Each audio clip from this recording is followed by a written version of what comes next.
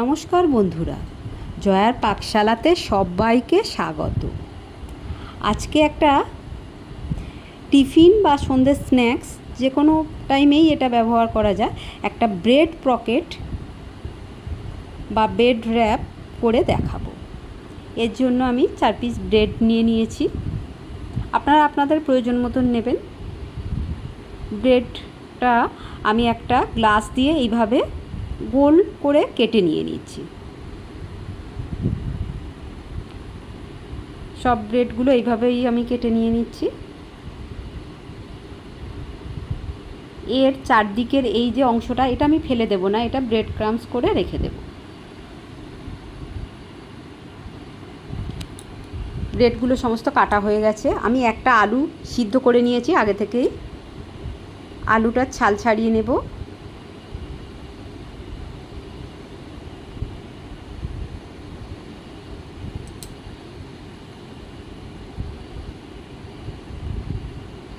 আলুটা ছাড়িয়ে নিয়েছি। একটা গ্রেটার দিয়ে এইভাবে আমি আলুটা গ্রেট করে নিচ্ছি। আপনারা এটা ম্যাশার দিয়েও করতে পারেন। এইভাবে করলে আলুর কোনো লাম্পসটা থাকবে না। আলু দুটো গ্রেট করা হয়ে গেছে। একটা ফ্রাইং প্যান বসিয়ে আমি ভেজিটেবল অয়েল দিয়ে দিয়েছি।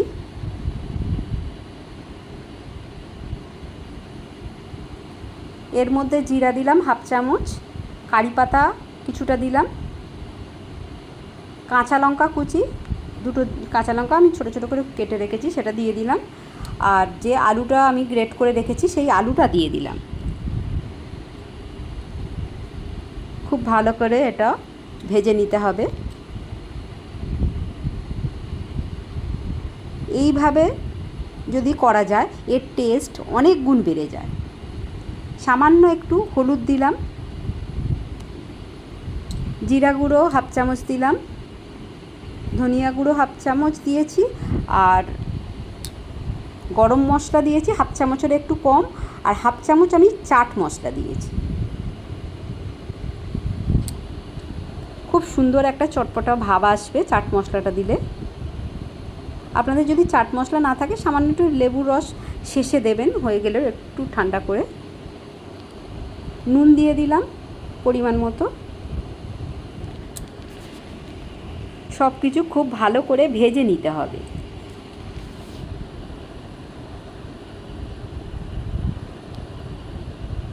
আপনারা যে কোনো কিছুর ফিলিংস এইভাবে করে দিলে খুব সুন্দর খেতে লাগে। এটা হয়ে গেছে। আমি একটা প্লেটের মধ্যে এটা ঢেলে নিয়ে একটু ঠান্ডা করে নেব।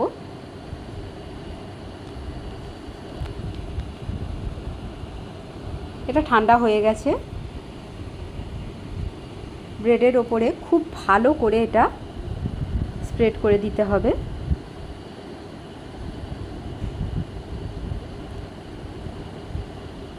খেয়াল রাখতে হবে ধার থেকে বেরিয়ে না যায়, ভিতরে যেন খুব ভালোভাবেই এটা থাকে।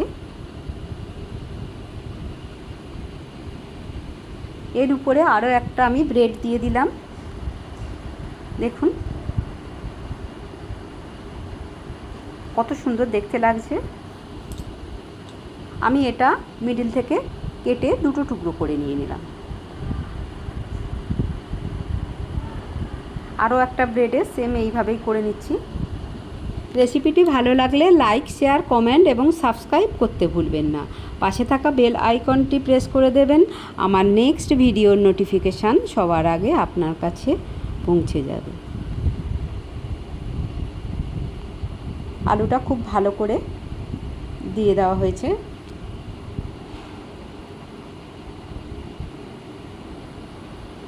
আরও একটা ব্রেড নিয়ে এর ওপরে দিয়ে দিলাম। সেম মিডিল থেকে আমি কেটে নিয়ে নিচ্ছি।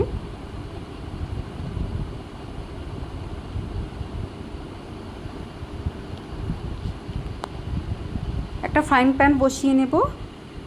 এটা গরম হয়ে গেছে। অল্প একটু ভেজিটেবল অয়েল দিলাম।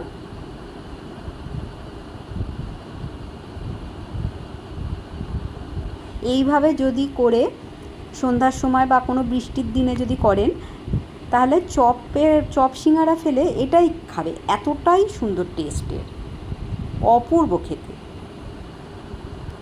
সবগুলো আমি দিয়ে দিলাম। একদম মিডিয়াম টু লো ফ্লেমে এটা একটু ক্রিস্পি করে ভেজে নেব, লালচে লালচে করে।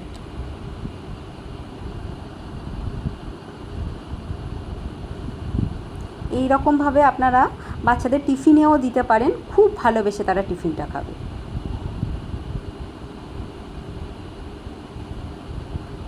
একদিকটা লালচে হয়ে গেছে, আমি আর এক দিকটা উল্টে আরেকটু সময় নিয়ে ভেজে নিচ্ছি।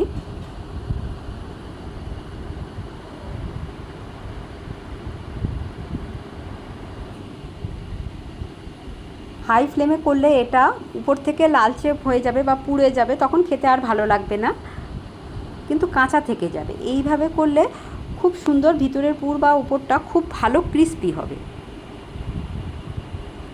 সমস্তগুলো হয়ে গেছে, আমি তুলে নিয়ে নিচ্ছি।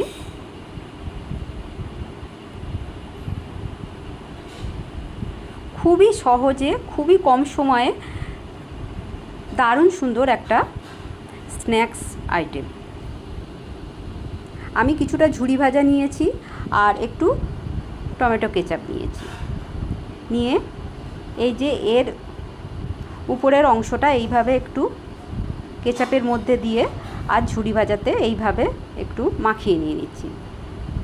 এটাতে দেখতে তো অপূর্ব লাগছে আর খেতে অসম্ভব সুন্দর লাগবে।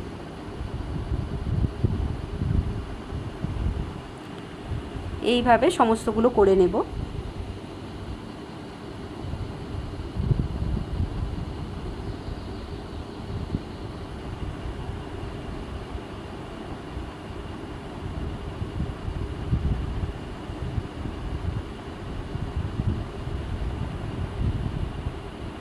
আমার দুটো এইভাবে করা হয়ে গেছে।